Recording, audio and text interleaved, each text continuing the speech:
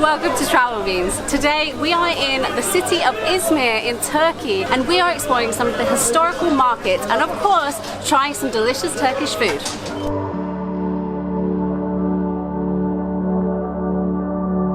Quick recap for you. After the Champions League final, we went and stayed with Emma's mum who lives in Spain. We then tried to fly back to Turkey, but the flight prices were through the roof. Yes, they were a tad expensive, but we managed to find some £11, that's right, £11 flights back to England. So we actually tied that in with a little bit of teaching and we went to go see Al's dad perform a gig.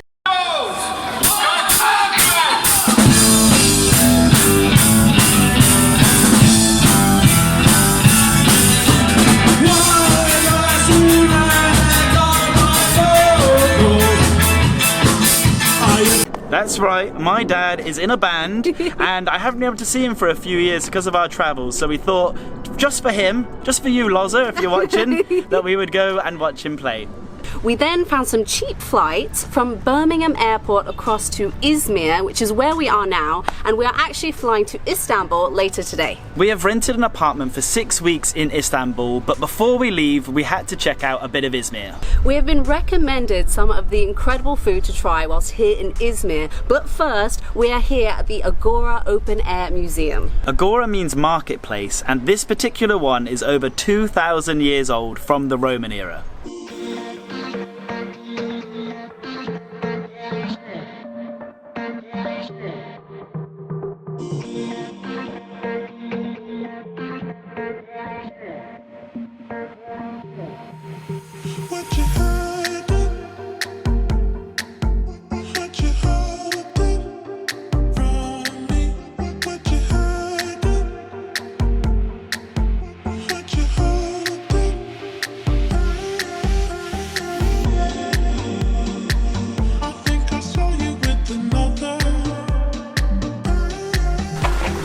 This Agora is one of the largest located within a city centre.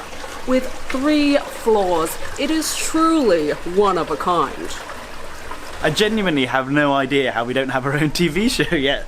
But anyway, when we come and see all this old crap, I always think to myself, I can't believe how it is below street level. There must be so much going on under our feet that we don't know. It kind of makes you think that in about 1,000, 2,000 years, one of those future Muppets will be looking on the ground, they'll find this old dusty camera with an SD card, they'll plug it into their device that allows them to see it. They're going to find my mug trying to teach you guys about stuff that I don't know anything about. Apparently this place has the largest, or one of the largest, collections of Greek graffiti. I get a little bit confused with the timelines because of the Greek and the Roman eras, but I'm sure some little know-it-alls will tell me in the comments. So there are over 1,500 graffiti. I feel like I need to say graffitis, but apparently the plural is graffiti. Did you know that? But I haven't actually seen that much of it here, but I'm looking for it. And there is some graffiti, but I can't tell if it's dicks from now that are doing the graffiti, or if it's dicks from the past. But rest assured, there's been dicks doing graffiti for years, centuries. Actually, usually of dicks.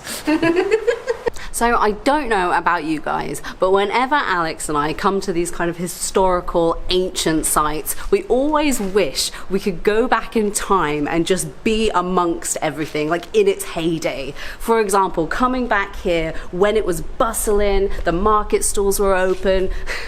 Just imagine me, like this 21st century woman, walking through the markets trying to buy some things. Okay, so go back in time, be invisible, and just walk around and soak in the atmosphere. Wait, is this and the a history. tip? This actually sounds like a tip right now. Yeah, it's a tip. It's one of the Travel Beans' top tips. Go back in time, be invisible, and experience the history.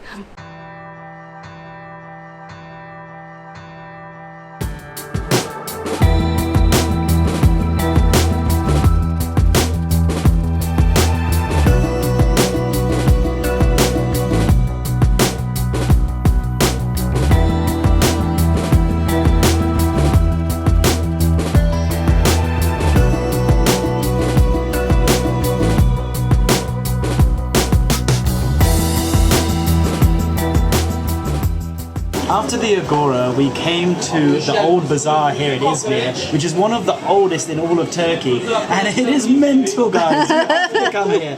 It is crazy. I have seen things that I've never seen before, and to surprise me after all our travels is always a delight, and it is just all going on. The food looks crazy. There is fresh fish, cheese, olives everywhere, and I've decided for the first time to try kokoreç. My students have been telling me to try this for quite a while, and they basically said don't question what it is, because if you do, you probably won't like it, but the taste is great. I just asked the owner what kokoreç actually is, and I think it's basically intestines and meat mixed together. This one is lamb, and it looks really, really good. They've added a load of spice onto it. Okay, the smell is really good. Em, have a smeaty smell. Oh, okay, that actually does smell great. For those that don't know, Emma is a vegetarian, so shoving my meat sandwich in her face is not desirable for her. Nice. Also, I've got a traditional glass of ayran, which is everywhere. Whenever you see a load of meals around, you're going to see basically a picture of this along with like a sandwich or something. So ayran is yogurt, water and salt. Now those three things combined does not sound particularly great, and to be honest, I'm not expecting much. It is literally yogurt and salt. Okay, my face should tell you what I think about that. I'm going in.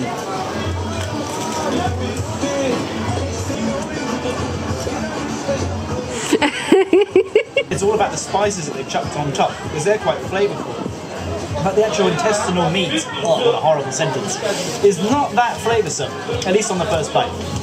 It's actually really nice, but like I said, the meat doesn't have that much flavour. Maybe if I try it individually. Okay, now I've tried it individually. It really doesn't have any. That's intestinal flavour. And the bread's important. And the bit I just tried didn't have too much like herbs and spices. That's important. But as long as you dilute it with bread and all the spices, it's delicious. I want to make a quick revision to what I actually said, because now I've hit the jackpot and now there's like loads of meat. The ratio to bread is much better, and in turn it's much more delicious. My students always told me that this is really good drunk food, and I can really get it because it's got that kind of salty flavour that you crave when you're a little bit drunk. The marketplace seems to be a very historical and traditional part of Izmir city. Now we have actually gone to a different area of the city, which is completely different. The area we've come to now definitely seems much newer and a lot younger vibe. Walking around, you can see vintage shops, record stores, cute little cafes and awesome looking bars just dotted around everywhere. This definitely seems where the younger generation, especially the more artistic side of Izmir, is located. And where you find hipsters, you will probably find vegans, which brings me to where we are now. That's right, we are in Turkey, yet we've somehow managed to stumble across a vegan restaurant. That's right, I have just ordered myself a doner kebab in a vegan restaurant. I'm sure the traditionalists are just furious at the even idea of having some doner meat that isn't actually meat, but I'm gonna go for it because this is the closest I'm gonna get to having a doner kebab. A lot of my Turkish students were concerned about how much I'd actually be able to eat whilst visiting Turkey. They seem to be under the impression that without eating meat it would be nigh on impossible.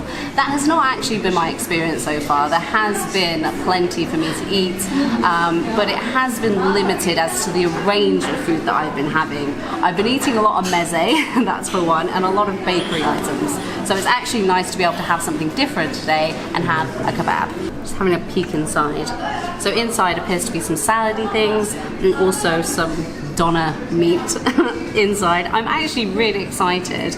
I have tried one vegan kebab before in Poland and it was really, really good. So I've got high hopes for here because we are in the motherland of kebabs. That is actually really good. I don't feel like I'm missing out too much by not having that kind of fatty, meaty taste to it. Yeah, I think this tastes great, but let's see what Al says about vegan meat. The less said the better from Alex. Ugh. On its own, the texture is a little bit spongy and it's not got a really strong kebab taste, but in the wrap with everything else in the salad, it tastes pretty great.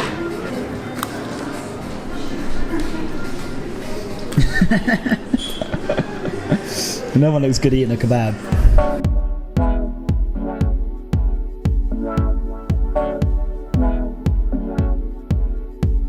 This is the moment that I have been waiting for, and one of the main reasons we came to Izmir. This is going to seem very weird, but this dessert brought us here because my students from this area have insisted that I have to try this. People come from all over Turkey to come and eat this. This is called the chocolate bomba. So inside, this is boiling my hands. It's so hot. So inside is like a chocolate bomb, like chocolate lava. It's so hot. It's going to be molten hot chocolate lava. From my understanding, this place is where they actually created this, and we've seen these all over Turkey so far, but this place is the home of them, and it's always rammed. My students have told me that you usually have to wait for about half an hour to get one of these. Today, luckily, we waited for about 10-15 minutes. Oh my goodness. I know that I'm going to like this without even trying it. I'm going to recommend it before I even take a bite, that you need to come to Izmir just for this.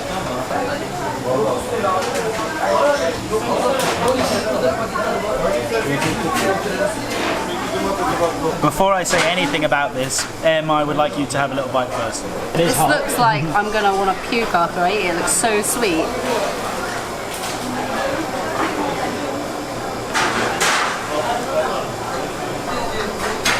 Wow. The chocolate inside's amazing. The outside bit is so thin.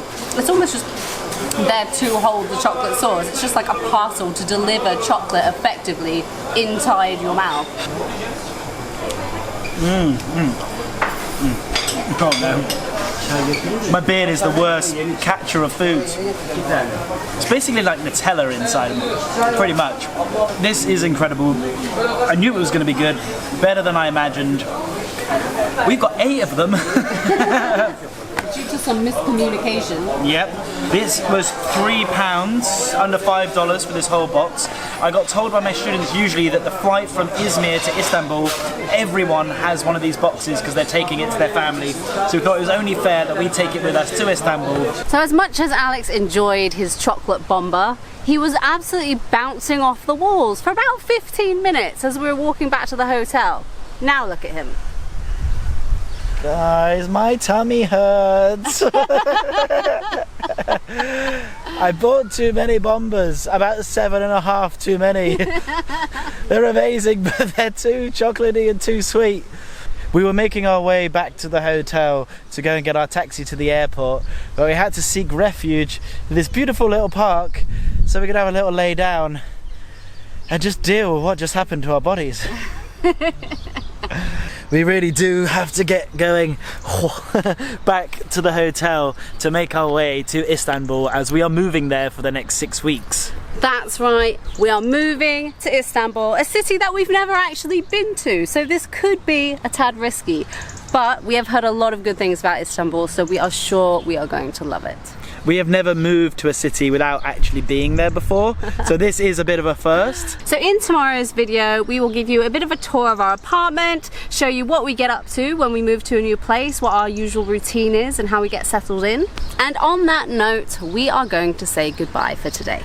Thank you very much for watching, guys. If you enjoyed it, you know what to do, because every YouTuber tells you what to do. That's right, do that at the screen. Don't forget to subscribe and don't forget to hit the notification bell. And please leave us a comment. What is the sweetest thing you've ever eaten? Because I think that was just it. And nothing left to say, but thank you very much for watching. See you next time, and... oh, there's so many local people. Be down! Okay. That guy literally looked over at you and he was just like, he didn't look angry or upset, it was just kind of a what is going on with that man on the grass? He probably thought you were having a fit or something. Goodbye.